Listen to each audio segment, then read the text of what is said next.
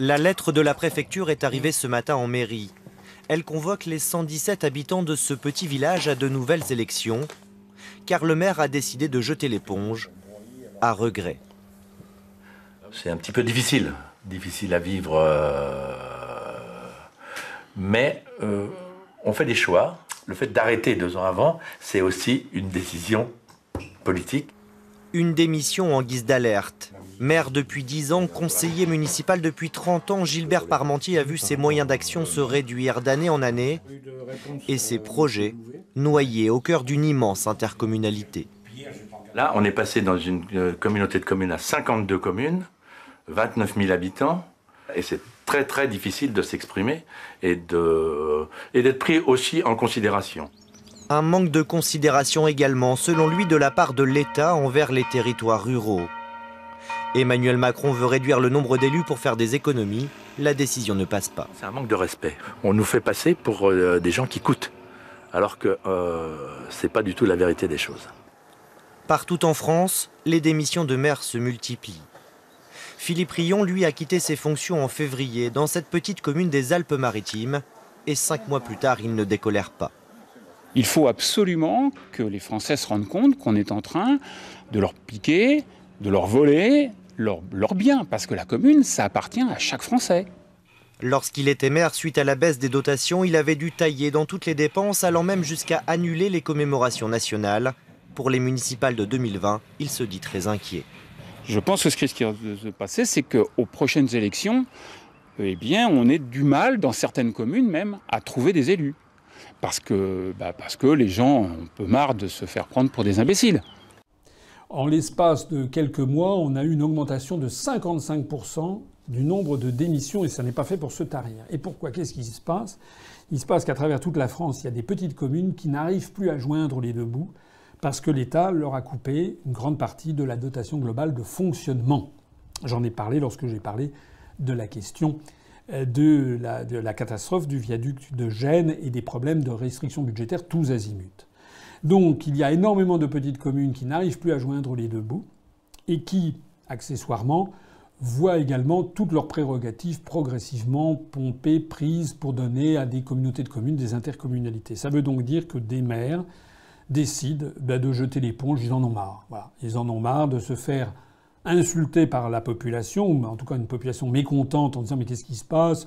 Si nous proposons la sortie de l'Union européenne et de l'euro, ça n'est pas une lubie. C'est parce que, au jour le jour, très concrètement, c'est en train de détruire nos libertés publiques, de détruire de notre démocratie, de détruire nos services publics et progressivement, de façon très concrète, de voir s'effilocher les services publics, y compris au niveau municipal. Alors, je termine mon propos parce que ce monsieur Philippe Laurent, donc, a été interrogé par Europe 1, secrétaire général de l'Association des maires de France, et il interrogeait le journaliste d'Europe 1, lui disant comment ça se fait qu'il y a autant de maires qui disparaissent. Et il a expliqué très justement que c'était à cause de la dotation globale de fonctionnement versée chaque année par l'État qui était en diminution rapide.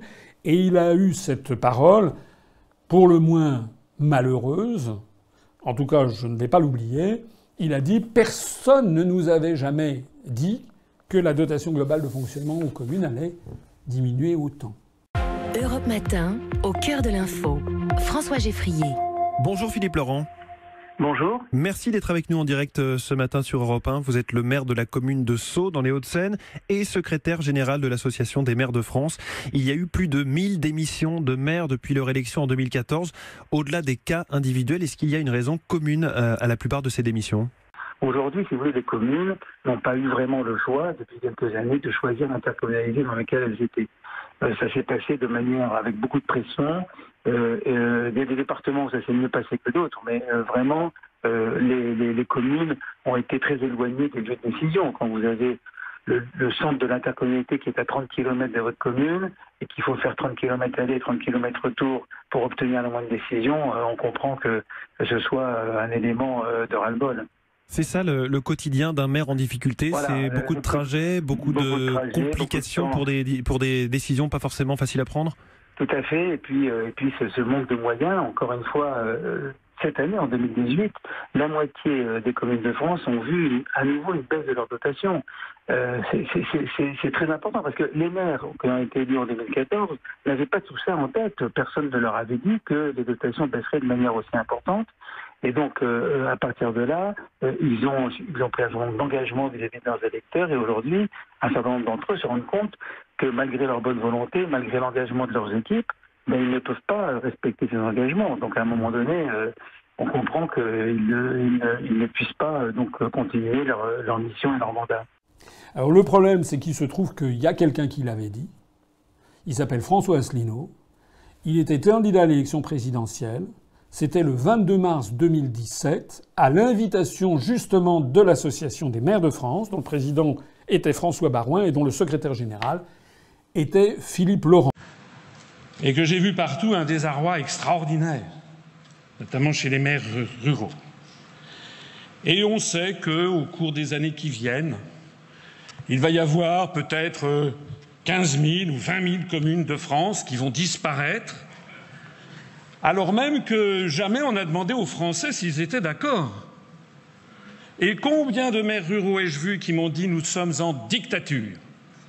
Le 14 juillet 2015, le Conseil européen a adopté les recommandations pour la France sur le fondement de l'article 121 du traité sur le fonctionnement de l'Union européenne, et que ces recommandations ont été publiées ensuite au journal officiel du 18 août 2015, journal officiel de l'Union européenne, et on y apprenait dedans qu'il fallait réduire les dépenses des collectivités locales en France. C'est la raison pour laquelle, c'est sur le fondement de ces orientations qu'a été présenté par M. Macron, ministre de l'économie et des finances, le 13 avril 2016, c'est pas son programme, ça c'est ce qu'on fait croire aux Français. C'est le programme national de réforme PNR 2016 qui est en fait l'application directe, et vous verrez ici ce tableau qui a été publié par Bercy, où vous verrez directement dans l'annexe 1 que pour remplir l'objectif fixé par la Commission européenne, il a donc été décidé de poursuivre la baisse des dotations aux collectivités locales avec un gel en valeur en 2013, une baisse de 1,5 milliard d'euros en 2014, des nouvelles baisses de 3,5 milliards d'euros en 2015 et des nouvelles baisses de 3,3 milliards d'euros en 2016. Et comme le 18 mai 2016, il y a eu un nouveau rapport des grandes orientations de politique économique fixées par la Commission européenne qui demande expressément de poursuivre la baisse des dépenses des collectivités locales, il est prévu qu'en 2017, il y aura une diminution de 3,7 milliards d'euros des dotations de l'État. L'article 121 du traité sur le fonctionnement de l'Union européenne s'applique. Et s'appliquera quel que soit le président de la République qui sera élu le 7 mai prochain, sauf si c'est moi. Puisque je suis le seul, je ne suis pas sûr que ce soit si drôle. C'est-à-dire que figurez-vous que la dotation globale de fonctionnement va continuer à diminuer en 2017 et bien davantage encore en 2018. Et après, je souhaite qu'on ait un débat de fond sur ces questions, parce qu'il faudrait quand même que le peuple français décide s'il est d'accord ou pas d'accord. Je propose donc, si je suis élu, d'arrêter immédiatement les fusions forcées de communes. Je propose également, non pas d'interdire des fusions de communes, mais de demander à chaque fois, par une modification du Code général des collectivités locales, d'introduire le principe d'un référendum auprès des populations concernées pour que les populations disent si elles sont ou pas d'accord pour les fusions de communes. Je prévois bien entendu de revenir à la dotation globale de fonctionnement d'avant 2014. Et de 2013, ça coûtera 3 à 4 milliards d'euros. Mais comme je prévois justement de me soustraire à l'article 121, de me soustraire à l'Union européenne, je rappelle que sortant de l'Union européenne, nous ferons des économies tout à fait considérables. Je rappelle ici à ceux qui ne connaîtraient pas bien les chiffres que la France verse chaque année 23 milliards d'euros à l'Union européenne et qu'elle en récupère 14, soit sous forme de politique agricole commune, soit sous forme de fonds du FEDER, d'aide à la recherche, d'aide à telle ou telle collectivité locale. Ainsi, sortant de l'Union européenne, nous aurons 9 milliards d'euros cash en plus. Et puis nous aurons également des économies considérables sur les cofinancements qui nous coûtent 4 milliards d'euros supplémentaires. Nous pourrons rompre l'article 63 qui organise la libre circulation des mouvements de capitaux, qui au passage nous entraîne vers des délocalisations massives, mais qui aussi favorise la fraude fiscale que les meilleurs spécialistes évaluent à 60 milliards d'euros. Je pense qu'on pourra récupérer à peu près une vingtaine de milliards d'euros. Donc vous voyez que face à tous ces chiffres, je ne veux pas vous accabler de grands chiffres, mais face à tous ces chiffres, on peut très bien continuer à avoir le réseau de collectivités locales et de communes françaises telles qu'elles nous sont héritées de la Révolution. Je voudrais terminer mon propos en soulignant qu'il n'y a aucune fatalité ni aucune modernité à fusionner les communes. En Suisse, la Suisse fait 42 000 km². Ils avaient 25 cantons. Ils en ont créé un 26e, le canton du Jura, par scission du canton de Neuchâtel en 1979. La Suisse n'est ni membre de l'Union européenne ni de l'euro. Elle se place au firmament de l'indice de développement humain du programme des Nations unies pour le développement. Et je terminerai, si vous me le permettez, par une image. On me dit qu'il y a 36 000 communes en France, c'est-à-dire bien davantage que dans les pays alentours. La belle affaire. Figurez-vous qu'il y a 365 fromages en France, il n'y en a que 6 aux Pays-Bas. Va-t-on dire aux Français qu'il faut qu'ils fusionnent les fromages par paquet de 60 pour avoir le même nombre qu'aux Pays-Bas? Je vous remercie de votre attention.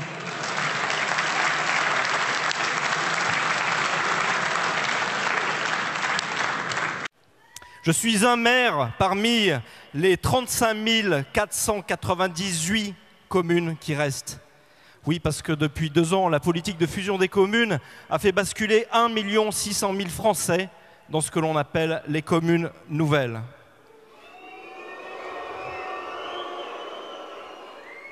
En fait, je me suis retrouvé à la tête d'un village qui est endetté à hauteur de 1 200 000 € pour 320 habitants. Je ne sais pas si vous réalisez, mais c'est 3 750 € par habitant. Alors je ne remercierai pas la politique régionale d'aménagement solidaire qui nous promettait 80% d'aide et qui finalement n'en a accordé au précédent conseil que 40. Voilà. Donc moi, qu'est-ce que j'ai fait depuis 3 ans? Eh bien, je gère la commune comme je peux, avec le sourire. Nous ne faisons pas d'emprunt, nous faisons appel au bénévolat. Et je reste quand même, au bout de 3 ans, persuadé que dépenser de l'argent, ce n'est pas forcément nécessaire quand on a de bonnes idées. Voilà.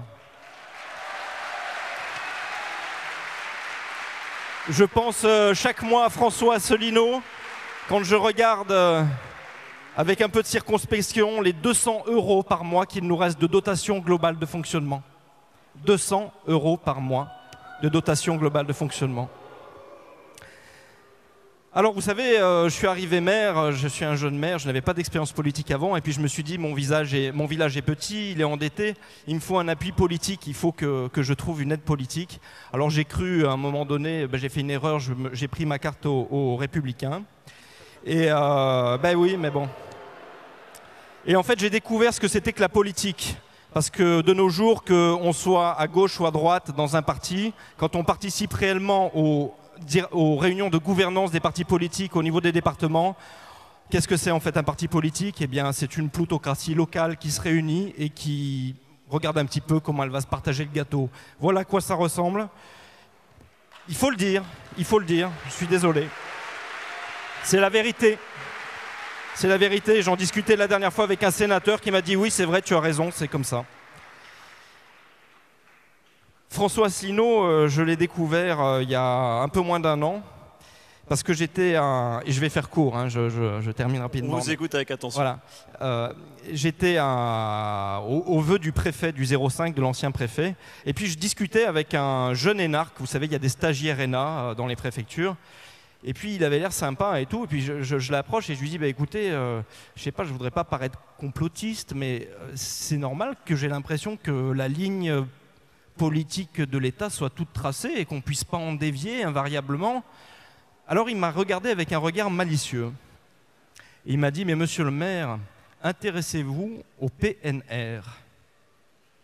Le PNR, c'est le Programme national de réforme, ce même programme qu'a évoqué François Asselineau devant l'Assemblée des maires de France il y a quelques jours, dans un discours qui en a laissé plus d'un assis.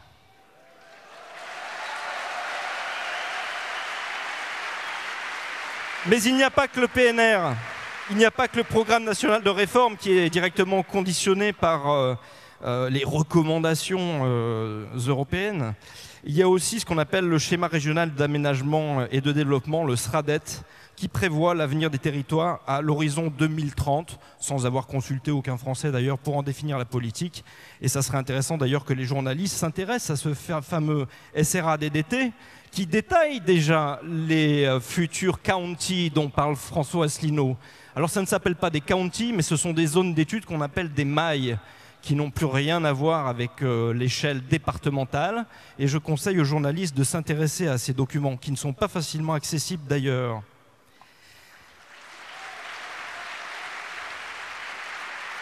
Je voudrais rapidement conclure je me souviens simplement de l'intervention d'un journaliste sur France Inter qui ne comprenait pas la métaphore de François Asselineau sur la fusion par paquet de 60 des fromages français. Eh bien, qu'il vienne voir mon intercommunalité qui regroupe à présent 63 communes. Voilà. Alors ça ne marche pas à 28, ça ne marche pas à 28. Il y a peu de chances que ça fonctionne à 63, ça c'est important de le dire. J'attire aussi l'attention, et je ne vais pas continuer longtemps, sur tous les transferts de compétences dont personne ne parle. Vous savez, on dit que l'Europe vide de sa substance et de ses compétences l'État français, c'est vrai. Eh bien, les intercommunalités ont exactement la même fonction que Bruxelles par rapport aux communes. C'est-à-dire que petit à petit, les intercommunalités nous dépouillent, salut, je t'avais pas vu, nous dépouillent de toutes les compétences. Et la plus redoutable pour la ruralité, écoutez bien ce que je vous dis, ça va être en 2018, à partir de 2018, M. Poulain pourra vous le confirmer d'ailleurs, ça va être la compétence de l'eau et de l'assainissement. Et puis j'en finis en vous disant que j'avais rencontré une fois au Sénat l'ancien ministre de l'économie, Emmanuel Macron. Et